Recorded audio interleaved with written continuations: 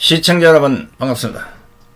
1월 28일 선상대 실호선 옥중일기 그 21번째 방송을 시작하겠습니다. 자, 오늘부터 아마 이제 그 감옥 안에 이제 어떤 일이 벌어지는지 이런 것들이 조금씩 아마 나오는 것 같습니다.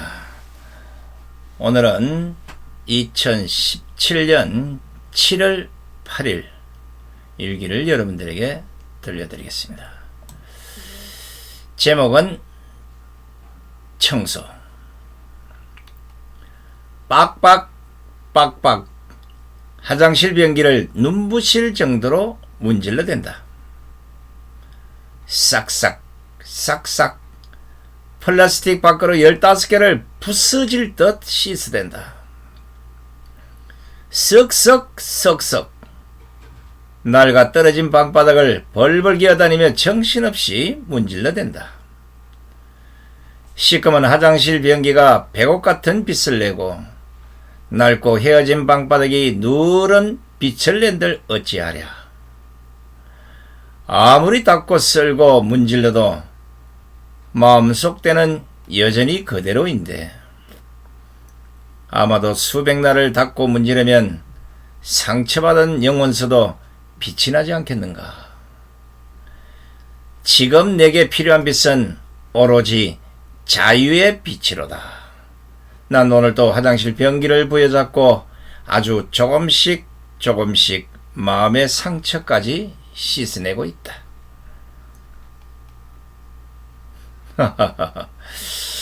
이야, 이게 지금 제가 이제 뭐 빡빡 싹싹 이렇게 얘기를 했는데 이제 감옥에 가서 이제 독방이 있고 이제 홈방에는 이제 작은 이제 방이 있고 소방, 중방, 대방 이렇게 있습니다.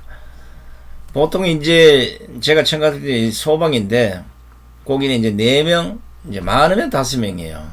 원래는 이제 뭐 예전에 6명도 있었다 그러는데 5명만 해도 빡빡합니다. 그 좁은 방에 이제 예를 들어 5명이 생활을 한다고 칩시다. 그러면 화장실 청소, 그 다음에 설거지, 그 다음에 방 청소, 또 뭐 이제 물품 같은 거 구매하고 뭐 이런 담당, 하여튼 뭐 다양한 이제 담당들이 이제 돼서 로테이션으로 돌아가면서 이제 일을 하게 됩니다. 예전 이제 감옥에는 깜빵장이 딱 지멋대로 지시하면 네 화장실 청소해 뭐 그거 나갈 때까지 화장실 청소하고 그랬는데 요즘은 많이 민주화가 되고 감옥 오는 사람들의 이 지수도 높아져서 예전처럼 그런 건 없습니다. 뭐 고참이 됐건 쫄백이 됐건 누가 됐든 간에 화장실 당번이 돌아오면 화장실 청소를 하고 또 설거지 때가 되면 또 설거지를 하고 방 청소할 때 되면 방 청소가 하고 또 다른 일이 또 장이 주어지면 그 일을 하고 이렇게 해서 계속 로테이션 합니다. 근데 사람마다 다 똑같은 게 아니고 어떤 사람은 감옥에 들어왔는데도 죽어도 나는 화장실 청소는 못하겠다. 뭐 화장실 청소에 트라우마가 있는 사람도 있고 그 대신 내가 설거지는 내가 배로 하겠다. 이런 분이 있고 나는 설거지나 방 청소는 죽어도 못하겠다. 나는 화장실 청소 안 하면 난 죽기 살기도 화장실 청소에 별 사람 다 했어요. 그래도 제가 깜빵장 두목이 됐을 때는 모든 걸 각자가 편리한 대로 배려를 했습니다. 도둑놈도 사기꾼도 뭐 어떤 이유가 됐든지 간에 다 죄수의 입장에 봤을 때 다 불쌍한 사람들 아니겠습니까? 그죠? 근데 화장실이 아직도 모르겠습니다만은 처음에 갔더니 화장실 변기 카바 막 이런데 화장실이 막 쉐익하면 거예요. 이거 이상하다 뭐고 이러네. 벽에는 막 온 그 뭐나 결빙 그때 얼었다 녹았다 이래서 거기에 막 그냥 이상한 검은 뭐 곰팡이 비슷한 게 막 거의 어우 솔직한 얘기로 화장실 들어가기가 겁이 났습니다.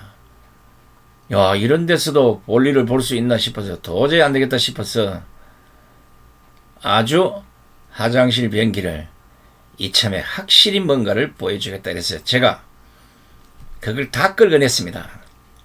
금은 때를.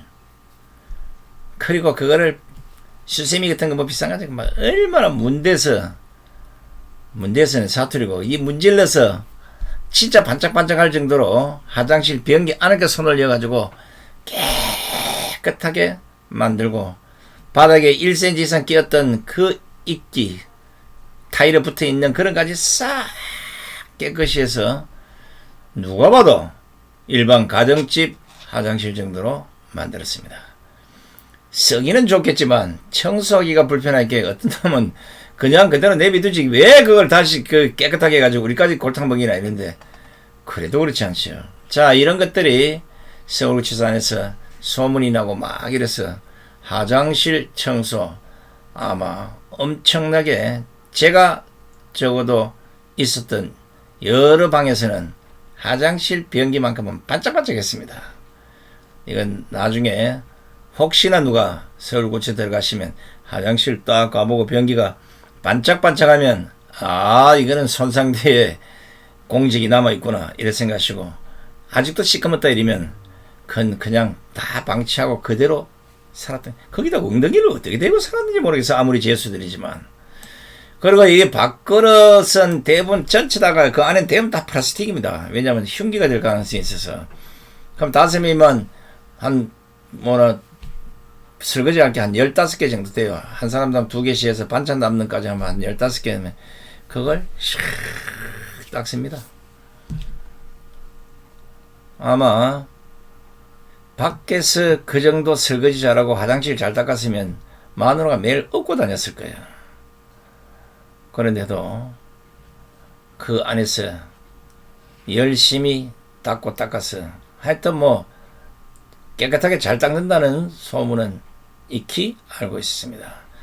방바닥도 가니까 이 뭐 비닐 장판에 온 칼자국에 뭐 이래가 장판이 막 거들나가지고 어휴 그다도 테이프까지 뭘 막 붙여놔서 이런 데서 이 잠이 오는데 웬걸 뭐 잠은 잘 오더라고요. 그런데 이것도 누군가는 얘기를 해야 교체를 해주더라. 그래 제가 그 수용 그 방법이 있는데 뭐 그걸 쭉 외워야 되는데 읽어보고는 안 되겠다 싶어서 교도관을 통해서 공식적으로 문제 제기를 하고 그래서 제가 있던 방은 장판도 새로 깔아주고 변기 하물며 도저히 그거 닦아도 안 닦아지는 거 부러뜨려가지고 그걸 새 걸로 바꿨던 기억도 납니다. 심지어는 벽지를 몇 년 동안 벽지를 안 바른 것 같은데 그 벽지까지도 요구하니까 갖다 주더라고 바를 수 있도록. 근데 중요한 거는 재수들이 그런 거 하기 싫어한다는 겁니다.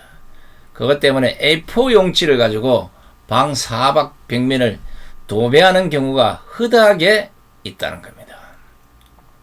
제 말이 거짓말 같으면 한번 가보시고 그렇지 않다면 가지 마시기 바랍니다. 다음은 2017년 7월 9일의 일기입니다. 제목은 또 그리움.